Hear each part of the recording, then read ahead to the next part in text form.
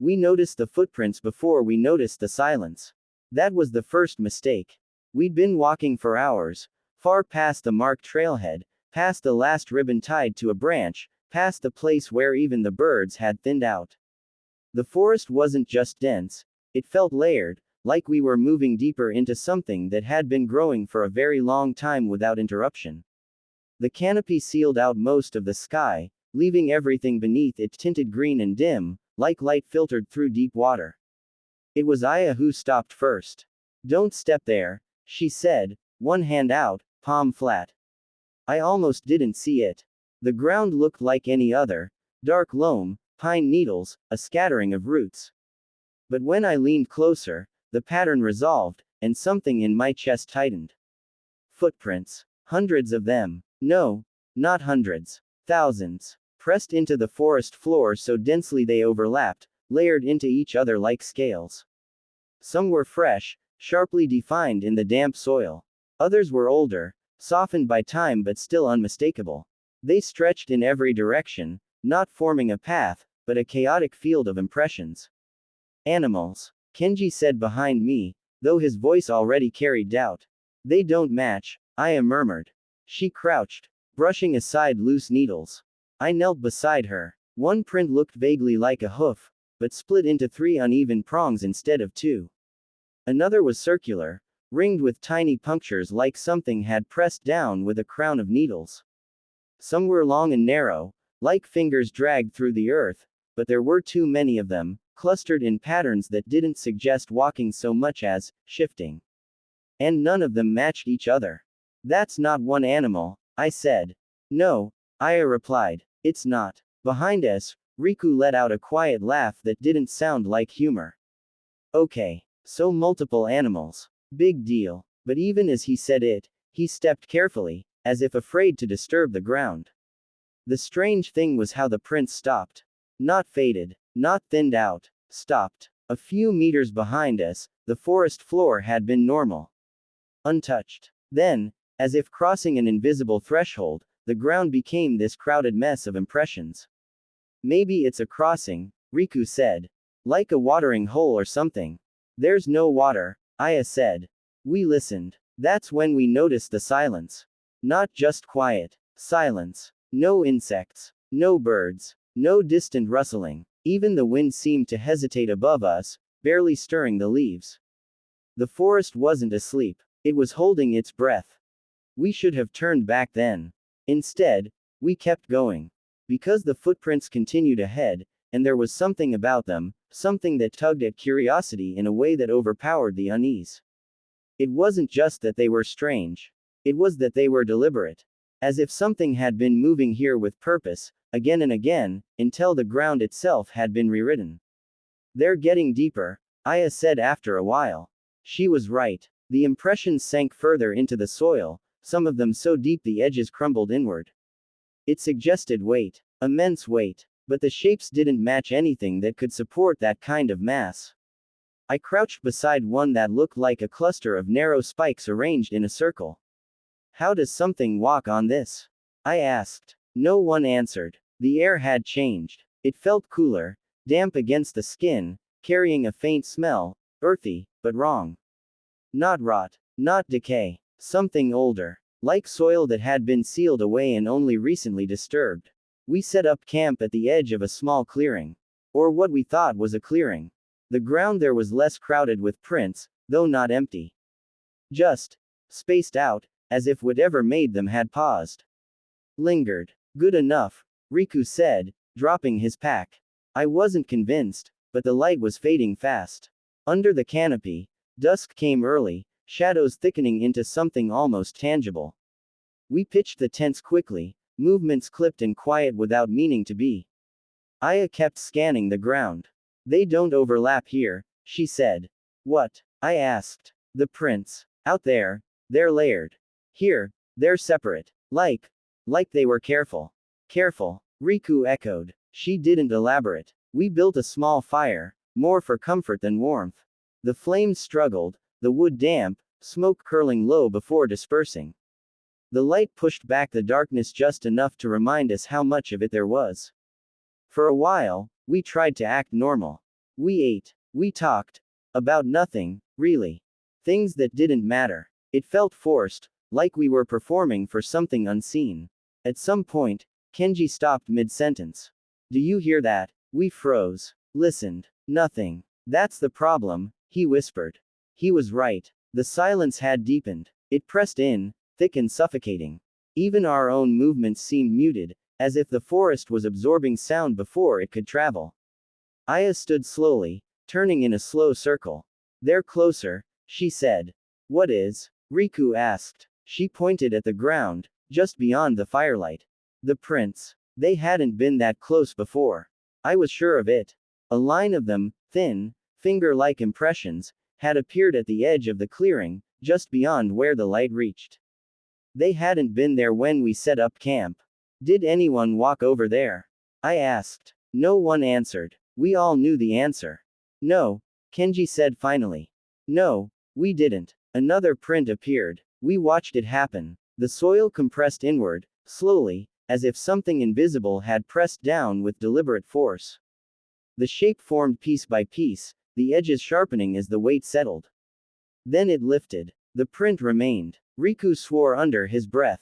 Okay, we're leaving. Right now. But even as he said it, more prints began to appear.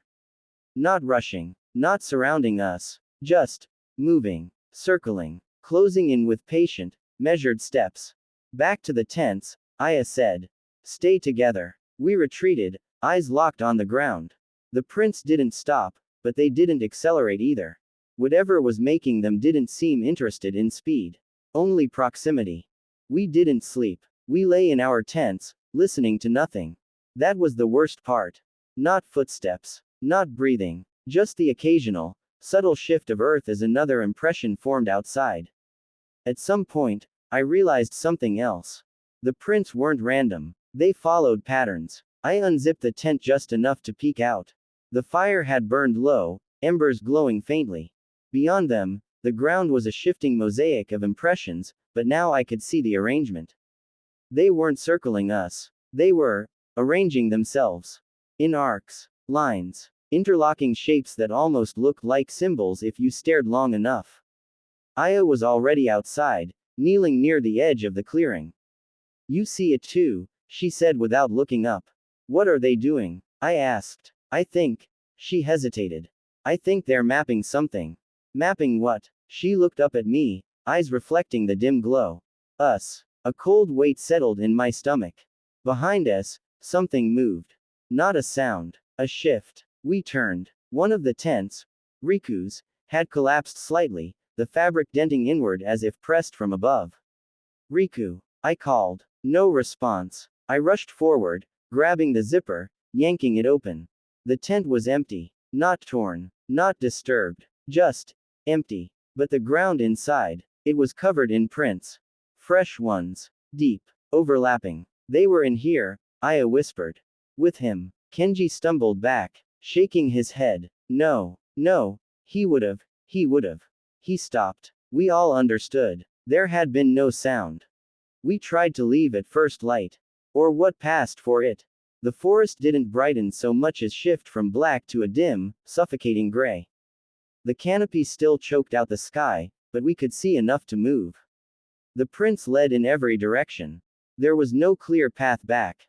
We follow our own tracks, Kenji said. But when we turned, the ground behind us was wrong.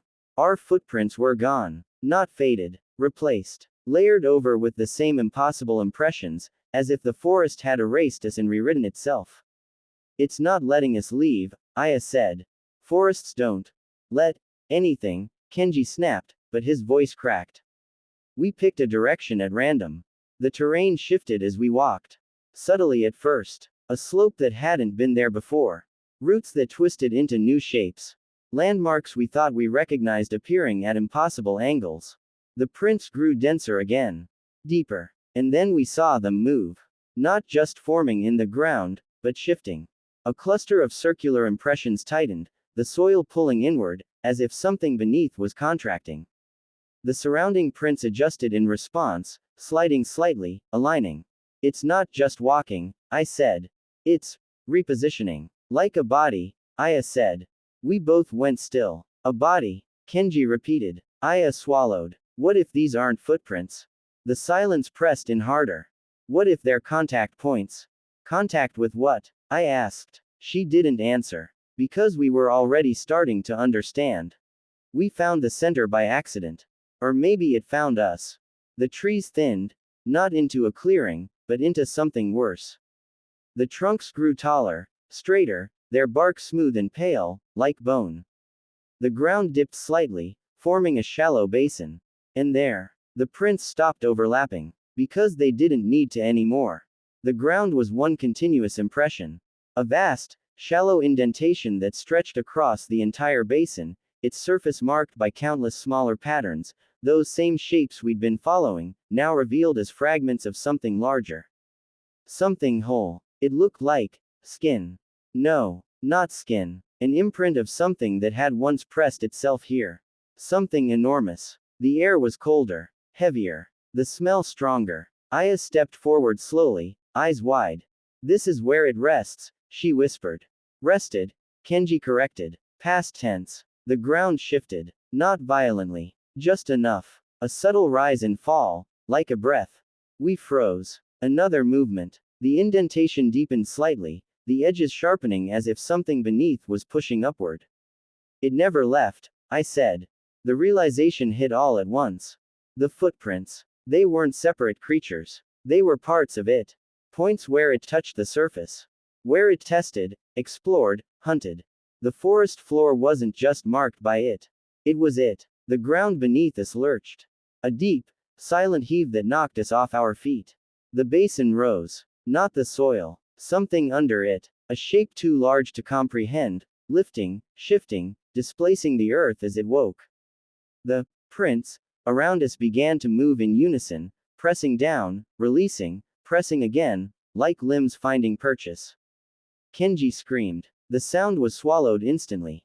The ground split, not open, but apart, sections of soil peeling back as something immense reoriented itself.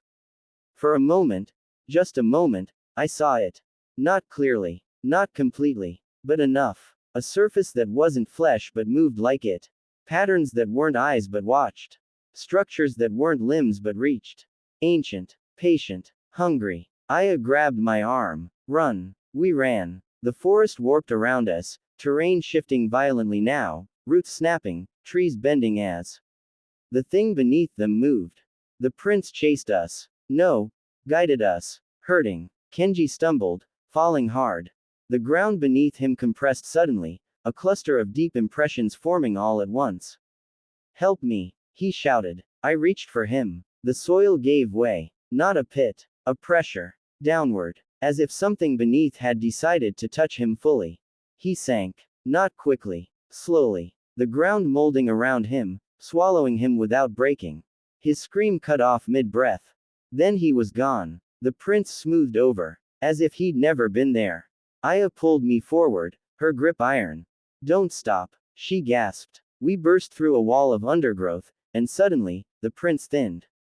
The forest changed. The air shifted. Sound returned. Faint at first. A distant bird call, the whisper of wind. We didn't stop running until we collapsed on ground that looked normal. Untouched. No impressions. No movement. Just earth. We lay there, gasping, the silence replaced by the fragile, blessed noise of a living forest. After a long time, Aya spoke. It won't follow us here. How do you know? I asked. She didn't answer. Instead, she stared back the way we'd come. I followed her gaze. At the edge of the trees, just where the light began to fade into that green gloom again, I saw it. A single print, forming, slowly, deliberately, not crossing the boundary, just waiting, watching, learning. Aya stood, brushing dirt from her hands. It doesn't need to rush, she said quietly. Why? She looked at me, something hollow in her expression. Because now it knows what we feel like. I didn't understand at first. Not until I looked down. At my own footprints in the soft earth. They were wrong. Subtle. But wrong. Too deep in places. Edges too sharp. As if something beneath had pressed back, just slightly, when I stepped. Testing. Mimicking. Remembering. I lifted my foot. The ground held the impression a second too long before releasing it. And somewhere, far behind us, deep under that silent forest, something ancient shifted, rearranging itself, mapping us, preparing new places to touch the surface. The next time it moved, it wouldn't need to learn. It would already know exactly how to walk like us. We woke up to the sound of something breathing that wasn't any of us. At first, it threaded into the morning the way forest noise usually does, soft, ambient, easy to ignore. A low, steady rise and fall, like wind moving through branches. Except there was no wind. The air inside the tent felt stale, sealed, our breaths damp against the nylon walls. I kept my eyes closed, counting the rhythm. Inhale, exhale. It wasn't synced with me. I opened my eyes. The inside of the tent glowed dimly gray, early light filtering through layers of fabric and trees. Aya lay on her side across from me, facing the wall, her hair fanned out across her sleeping bag. Kenji was a lump near the entrance, still zipped up to his chin. Riku, closest to me, had one arm thrown over his face. 3 bodies. 3 breaths. But the fourth, it came again. Slow. Heavy. Too close to be outside, too distant to belong to anyone inside. Do you hear that? I whispered. Riku didn't move. Aya stirred faintly. Kenji made a soft noise, somewhere between a groan and a question. The breathing stopped. Just like that. The silence that replaced it was worse. I pushed myself up on my elbows, the sleeping bag crinkling under me. The air had a strange temperature. Not cold, not warm, but suspended, as if it had been held in place overnight and forgotten. Okay, I said quietly. Nobody move. Too late, Riku muttered, pulling his arm off his face. You woke me up. Just listen. We did nothing. No insects. No birds. No rustling leaves. The forest beyond the thin fabric of the tent might as well have been a photograph. Kenji unzipped his bag a few inches, the zipper loud in the silence. Probably just whined, he said, though his voice lacked conviction. There's no wind, Aya said softly. She was sitting up now, eyes fixed on the tent wall as if she could see through it. I crawled toward the entrance and paused with my hand on the zipper. Something felt wrong. Not dangerous, exactly. Not yet. But arranged. That was the word that came to mind. Arranged. Like a scene set before we woke. You're being dramatic, Riku said. Just open it. I hesitated, then pulled the zipper down. The flap fell away, and the forest stared back at us. At first, I didn't understand what I was looking at. The ground outside the tent was covered. Not in leaves. Not in debris. In sleeping bags. Dozens of them. No, more than dozens.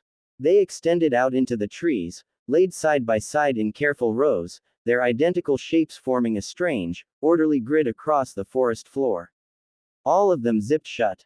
All of them pristine. Same color. Same make. Same faint sheen of synthetic fabric catching the dull morning light. None of them ours. Holy. Riku stopped himself, voice catching. Kenji crawled up beside me, then froze. What the hell is this? Aya didn't move from her spot. Don't touch them, she said. Her voice was too calm. I stepped out of the tent slowly, the ground soft under my boots. The nearest sleeping bag lay less than a meter away, its surface smooth, unwrinkled, as if it had just been unrolled. No dirt. No leaves stuck to it. No signs of wear. It looked unused. Did someone come through here? Kenji asked. Like a group. A tour or something. At night, Riku said, without waking us. And set all this up. I added. The bags weren't just scattered. They were placed. Aligned. Each one parallel to the others, spaced evenly apart, forming straight lines that stretched between the trees. It felt less like a campsite and more like a layout. Aya finally stepped out, her gaze moving slowly over the scene. They're all the same, she said. Riku snorted weakly. Yeah, I can see that. No, she said. I mean exactly the same. She walked to one and crouched, hovering her hand just above the fabric. Same creases. Same stitching. Even the dirt. There isn't any. It's like they've never been used. Maybe they're new, Kenji said. Then why are they here? No one answered. I moved closer to one of the bags, crouching down. The zipper was fully closed, the pull tab resting neatly at the top. Something inside it shifted. I jerked back instinctively. Did you see that? I asked. See what? Riku said, stepping closer. It moved. We all stared at the bag. It lay still, flat, unmoving. Probably your shadow, Kenji said. Or the light. The bag twitched. Subtle. A slight ripple along its surface, like something inside had adjusted its position. Riku swore under his breath. Okay. He said. Okay. No. That's not okay. Aya stood slowly. Back up, she said. We did. As one. The forest remained silent, watching. We didn't open any of them. At least, not then. Instead, we stood in a loose circle just outside our tent, surrounded by rows of identical shapes, each one holding its own quiet, sealed mystery. They could be animals, Kenji said, though he didn't sound like he believed it. Caught inside somehow. In sleeping bags, Riku snapped. I don't know. I'm trying to make sense of it. Aya shook her head. They're not animals. How do you know? She hesitated. Because they're too still. That's your reasoning, Riku said. No, she said. It's the way they're placed. It's deliberate. I looked out across the rows again. She was right. Nothing about this was accidental. The spacing, the alignment, the sheer number of them. It was as if someone, or something, had taken the concept of a campsite and replicated it, over and over again, until it became something else entirely. A pattern, a system. We should leave, I said. Yeah, Riku agreed immediately.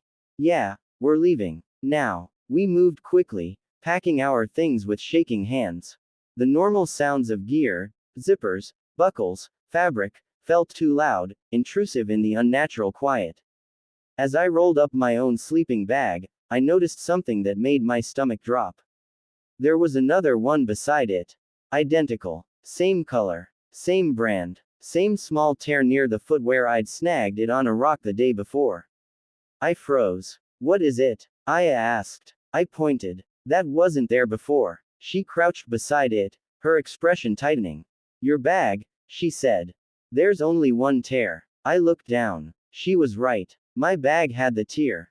The other one didn't. But everything else. Every stitch. Every crease. Perfectly the same. It's copying, Aya whispered. Copying what? Kenji asked. Us. A cold wave rolled through me. Riku laughed, sharp and brittle. Okay. No. No. But even he didn't sound convinced. We finished packing in silence. When we stood, ready to leave, I glanced back at the rows of sleeping bags. For a moment, I thought I saw one of them shift. Not just a twitch, a repositioning, like it had, inched closer. We chose a direction at random. There was no trail anymore. Just trees, dense and towering, their trunks rising like pillars into a canopy that swallowed the sky. The ground felt wrong underfoot.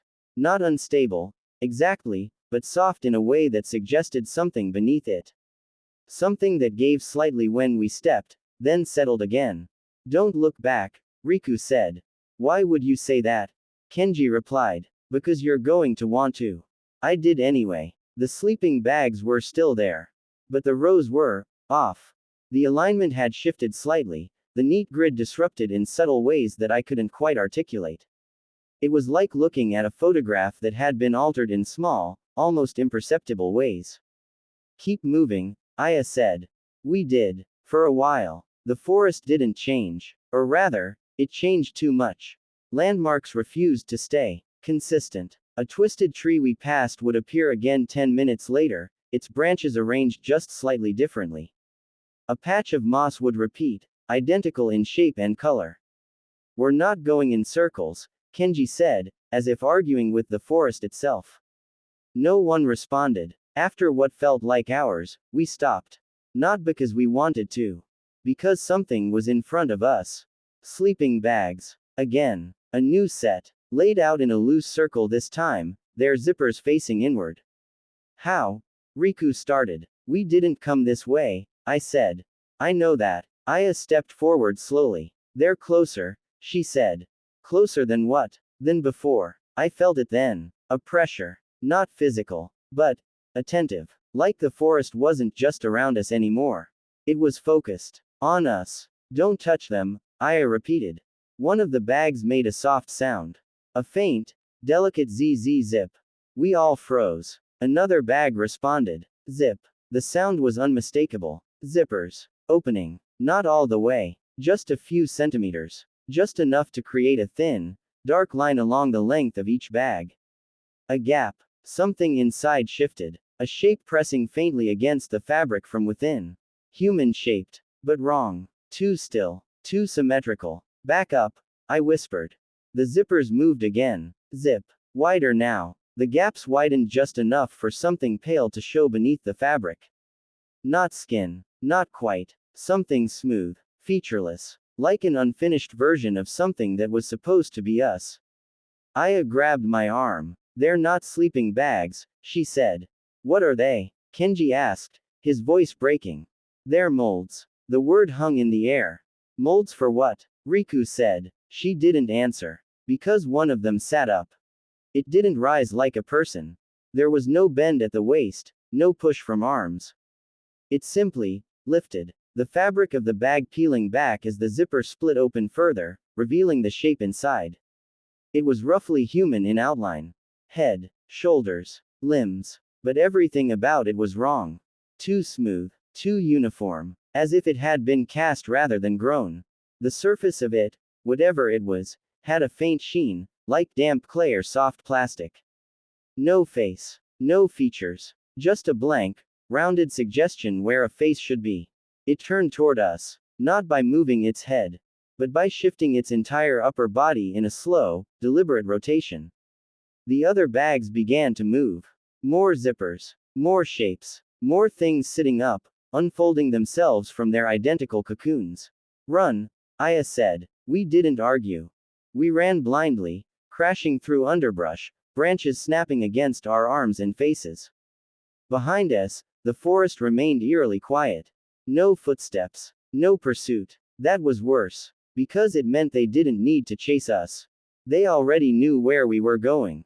We burst into another clearing. And stopped. Sleeping bags. Everywhere. Not just on the ground now. Some were draped over low branches, hanging like strange, synthetic fruit. Others were propped upright against trees, their shapes more defined, more filled out. And in the center, 4 bags. Laid out in a perfect row. Unzipped. Empty. Identical to ours. Same colors. Same scuffs. Same small, personal details. My tear. Kenji's faded patch. Riku's frayed zipper pull. Aya's stitched repair near the shoulder. They've already made them, Kenji whispered. A sound came from behind us.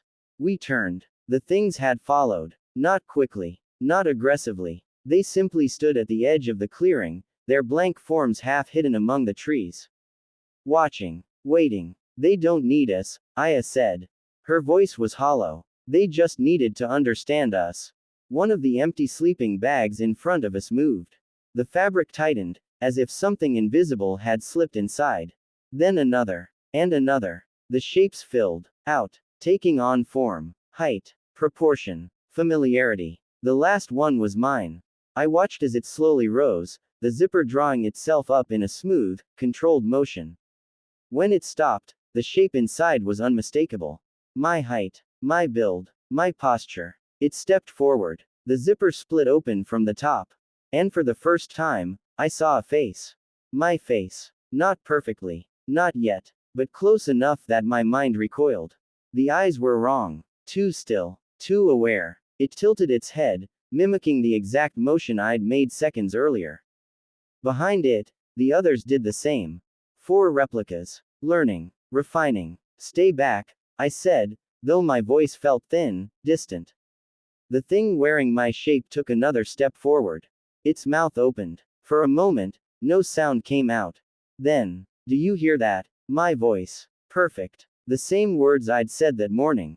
It repeated them again, slightly smoother this time. Do you hear that? The others joined in. Fragments of our voices. Our words. Our tones. Layered and overlapping, building into something almost coherent. Aya grabbed my hand, her grip trembling. We have to go, she said. Where? Riku asked, his eyes fixed on his own double. The thing smiled. Or tried to. The expression stretched too evenly, too mechanically across its face. Back, it said. Back, the others echoed. To camp.